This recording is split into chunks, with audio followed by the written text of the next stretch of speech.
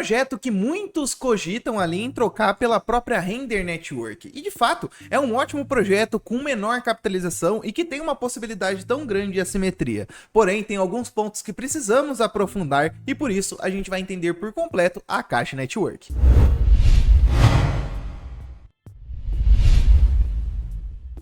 Então bora começar aquele estudo brabo. Primeira coisa, galera, vamos aprofundar nos entendimentos básicos da Akashi Network. Começando com aquela pergunta simples que todo mundo deve fazer para qualquer ativo antes de colocar em sua carteira. Então se você tem um ativo que não sabe o que ele é dentro da sua carteira, você tá moscando, tá apostando praticamente. Mas de qualquer forma, a Akashi Network, o que ela é, o que ela faz, o que ela come, como ela vive, mas basicamente ela é um projeto dentro da narrativa de DePIN. A narrativa de DePIN, família, é uma narrativa que envolve infraestrutura descentralizada. Então, basicamente, são projetos que querem fornecer serviços utilizando infraestrutura descentralizada. A gente vai falar de um serviço de computação em nuvem, vamos utilizar mais exemplos. Mas, de qualquer forma, a gente já tem serviços de computação em nuvem no mercado tradicional. Por exemplo, Google, por exemplo, Amazon também já fornece esse tipo de serviço. Só que eles são serviços centralizados. Então, a Google, a Amazon banca servidores, banca uma infraestrutura completa para depois lá na ponta fornecer um serviço para você. No caso, a Akashi Network, ela vai utilizar uma infraestrutura descentralizada. Então, eu, por exemplo, tenho um computador aqui em casa e às vezes, de fato, boa parte da computação da máquina em si fica ociosa. Por exemplo, eu tenho 1 TB de armazenamento, eu utilizo só 200 GB.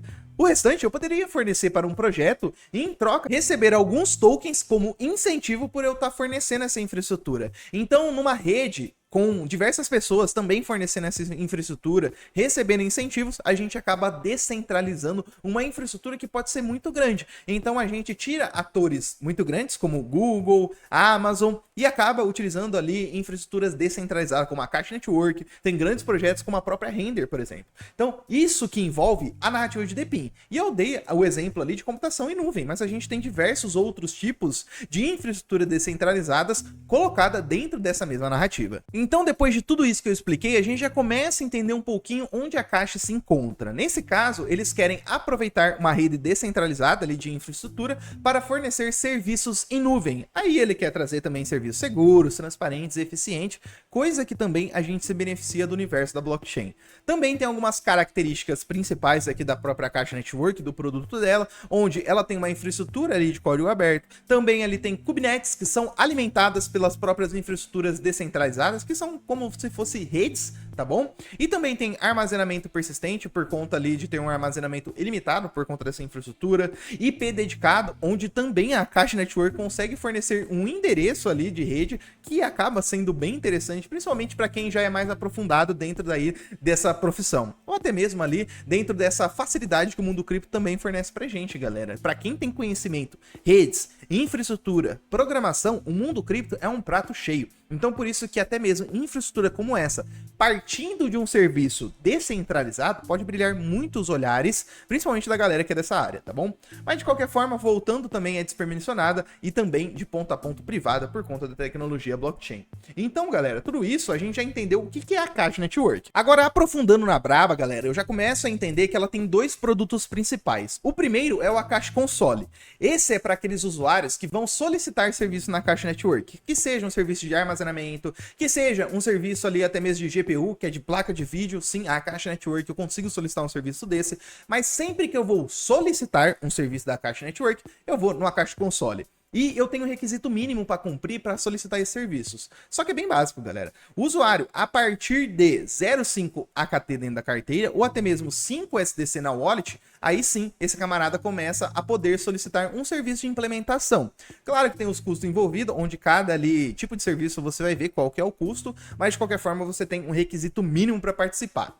E também temos o segundo produto da Akashi Network, que é o Preator. Esse Preator, galera, é para aqueles camaradas que vai disponibilizar a infraestrutura descentralizada. Também tem um requisito mínimo de 0,5 AKT ou 5 SDC, mas de qualquer forma eu posso, por exemplo, solicitar, na verdade não solicitar, né? Fornecer um serviço que seja de um armazenamento ocioso que eu tenho aqui no meu computador, que seja de uma GPU ociosa que eu tenho e consigo fornecer para a rede, mas Para fornecer é Preator e para solicitar é o Akashi Console. Vamos ver também quem são as cabeças pensantes por trás da Akashi Network. Obviamente a Akashi hoje é uma empresa, tem muito mais pessoas, mas vamos ver quem são os fundadores que endossaram esse projeto aqui. O primeiro é o CEO, o Greg Ozuri, ele que fundou a Akashi Network e obviamente foi como uma alternativa ao setor tradicional de computação em nuvem. Então ele queria uma alternativa descentralizada mesmo. Porém, antes da Akashi, esse camarada ele já trabalhou em grandes empresas no setor de computação. No caso, ele fundou outras 4 empresas e trabalhou em empresas gigantes, como a própria Miracle Softwares, que é uma gigante empresa de software do mercado tradicional, e foi como arquiteto técnico. Também trabalhou na IBM, que é uma gigante empresa, inclusive tem uma sede aqui no Brasil, para vocês terem noção, e ele trabalhou como consultor de infraestrutura e também trabalhou na Kaiser Permanente. Essa empresa eu confesso que eu já não conheço, mas é uma grande empresa já conceituada também no mercado tradicional.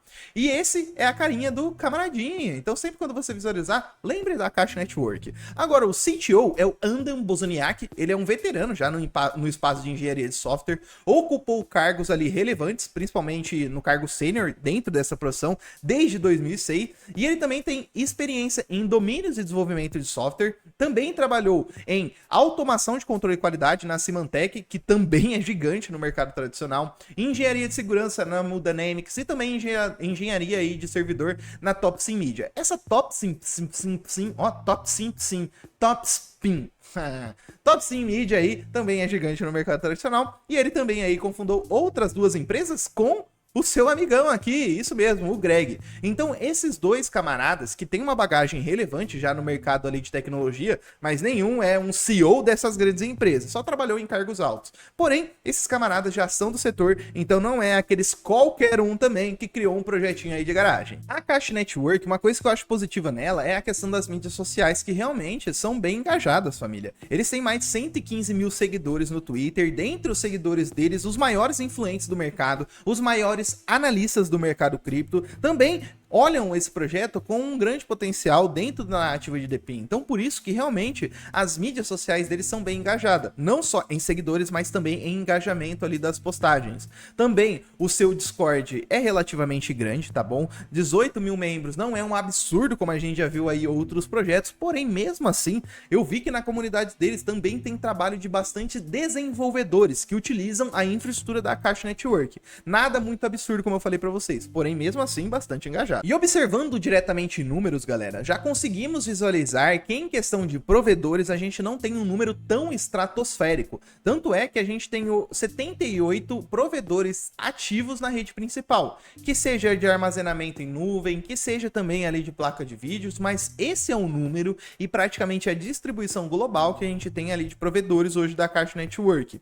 Também conseguimos visualizar a capacidade, então temos sim processamento, GPU, que seria a questão de placa de vídeo, também ali de memória e também ali de tamanho de armazenamento, literalmente, galera. Olha só, mais de 784 teras de armazenamento. É gigante aí a capacidade deles. Mas, obviamente, a gente tá vendo aqui que na parcela vermelha seria a quantidade utilizada. E a ideia da Akashi é chegar nos melhores preços possíveis com alta eficiência. E aqui já vai um ponto negativo que eu vejo de diversos projetos, galera, de infraestrutura descentralizada.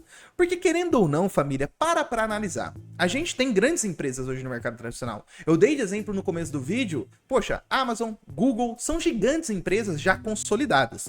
Hoje, essas gigantes empresas têm um budget muito alto para criar infraestruturas e conseguir baratear o maior custo possível para o usuário final. Então, por exemplo, quando a gente abre aqui o painel de aluguéis de placas de vídeo da própria Akashi Network. Hoje, por hora, em dólar, você consegue pagar ali numa H100, confesso que são placas de vídeo que eu não conheço, mas vamos falar aqui, ó, uma placa de vídeo gamer.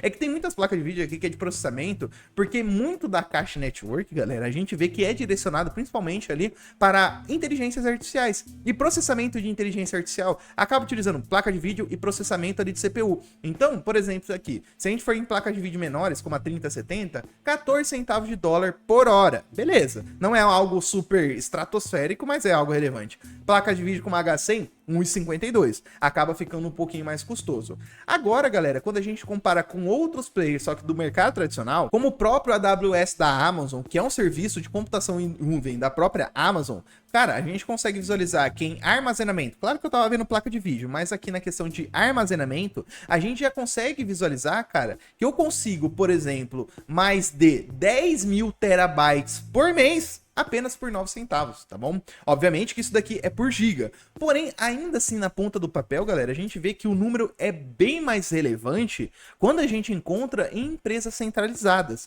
Obviamente, galera, obviamente, a gente tá falando do começo de tudo. Uma empresa descentralizada que está no seu início, principalmente ali de criar essa rede descentralizada para fornecer esses serviços, obviamente que no começo a gente vai ter uma discrepância muito grande. Olha o patamar da Amazon, olha o patamar da Caixa. Mas ainda assim, é um calcanhar de Aquiles que a gente tem que levar em consideração. Mas uma coisa que é relevante a gente continuar acompanhando, galera, é que durante uma semana eu comecei a acompanhar principalmente essas informações do painel principal da Caixa Network, desde recursos arrecadados, capacidade da rede, ativos gastos. Cara, a gente só acompanha com frequência esses números aumentarem. Então isso daí é algo que é reflexo também do projeto, tá caminhando muito bem. Porém, aos poucos sim, a gente vê a rede crescendo aos poucos, como eu falei, aos pouquinhos em pouquinho, mas tá caminhando, o que é algo super relevante, porque só com o crescimento da rede, a gente vai conseguir realmente ver um serviço eficiente e barato no final das contas. Por enquanto, a gente tem um bom serviço de infraestrutura descentralizada que pode servir como uma alternativa para muita gente, porém, ainda assim, na prática, a gente não vê um serviço tão barato quanto os grandes provedores do mercado tradicional. Olha, hoje o dia do mercado tá animado, então se você não deixou o like, pode ter certeza que essa falta do like vai fazer o mercado cair.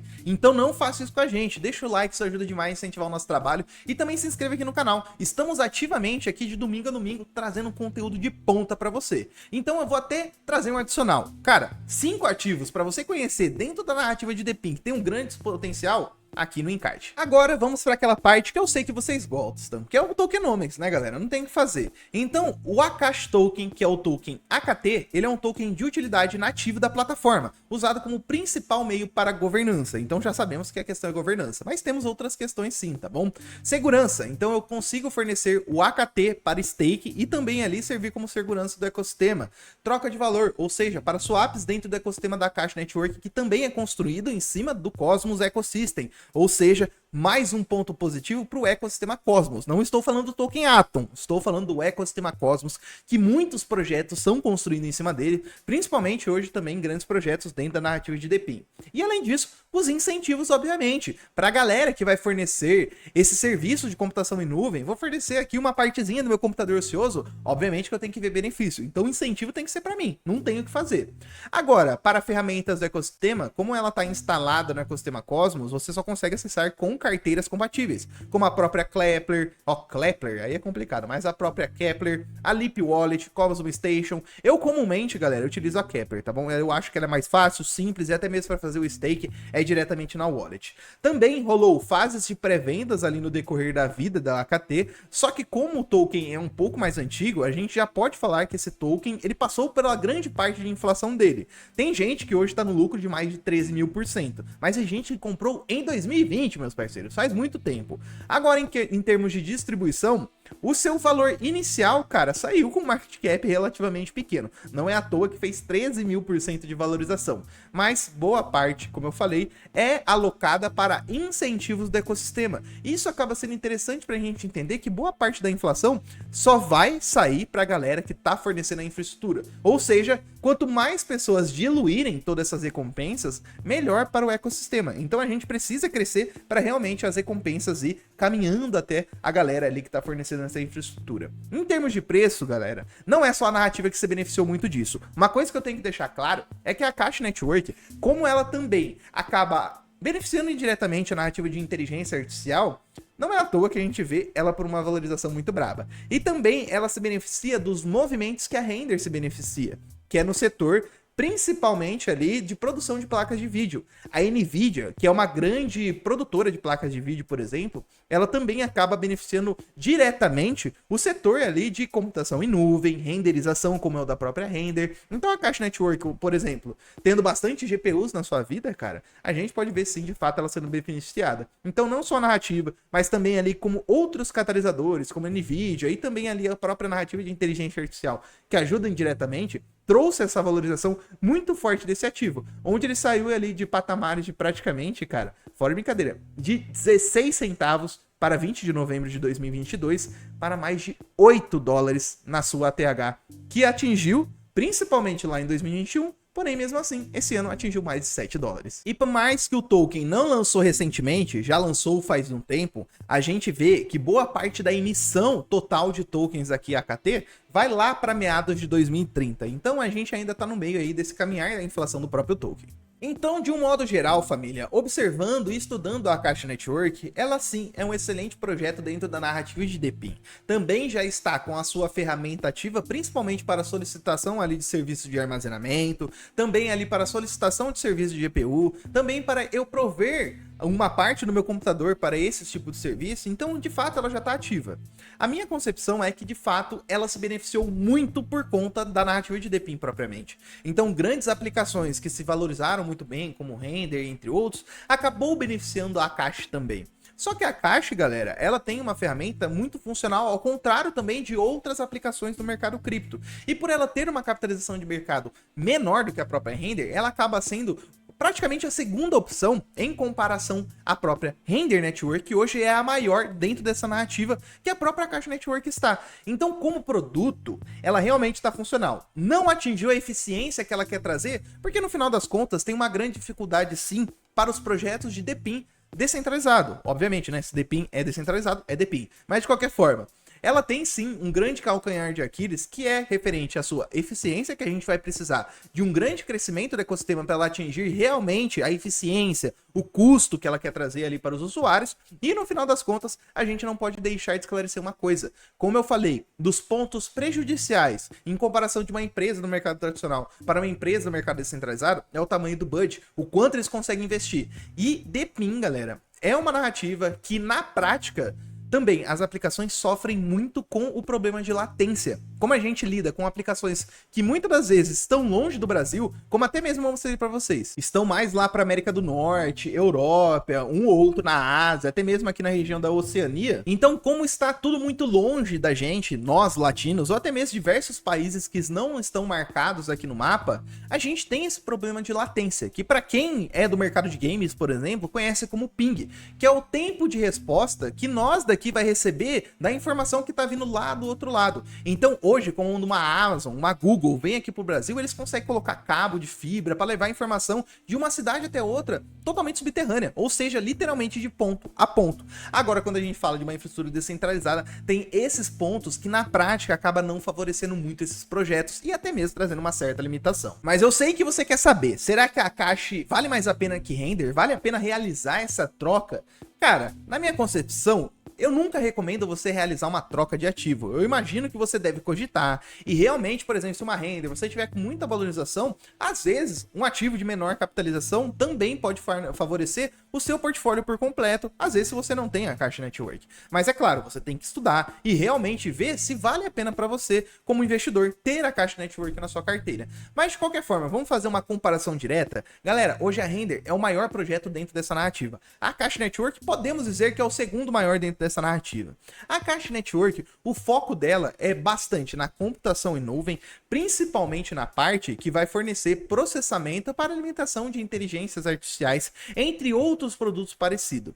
A Render Network, além de também atingir esse ecossistema, principalmente ali da parte de fornecer escalabilidade do serviço de computação em nuvem, ela também trabalha muito no processo de renderização. E além disso, galera, a Render não é à toa dela estar nesse primeiro patamar, porque ela é uma empresa que é um fruto de um produto de uma outra empresa gigante do mercado tradicional e que também o CEO dessa grande empresa já é bastante conceituado no mercado de renderização do mercado tradicional. Então a Render, além de fornecer serviços não parecidos com o próprio da Akashi Network, mas principalmente serviços que, na minha opinião, no curto prazo podem ser mais demandados, a Render realmente tem uma evidência um pouco maior, principalmente outros catalisadores que ela já foi citada até mesmo em grandes eventos do mercado de renderização, e até mesmo como Apple e Nvidia também olham para esse projeto. Então por isso que a Render tem excelentes catalisadores para um projeto muito grande. A Akashi, ela não tem esses catalisadores. Porém, ela vai surfar muito bem na narrativa, e se a caixa chega no tamanho da render, a gente já tá falando de uma valorização muito boa. Então, particularmente, eu não trocaria um pelo outro. Pessoalmente, eu teria os dois na carteira. Porém, o dinheiro é seu, você que tem que pensar. Só toma cuidado para não ter muita concentração de capital em uma única narrativa.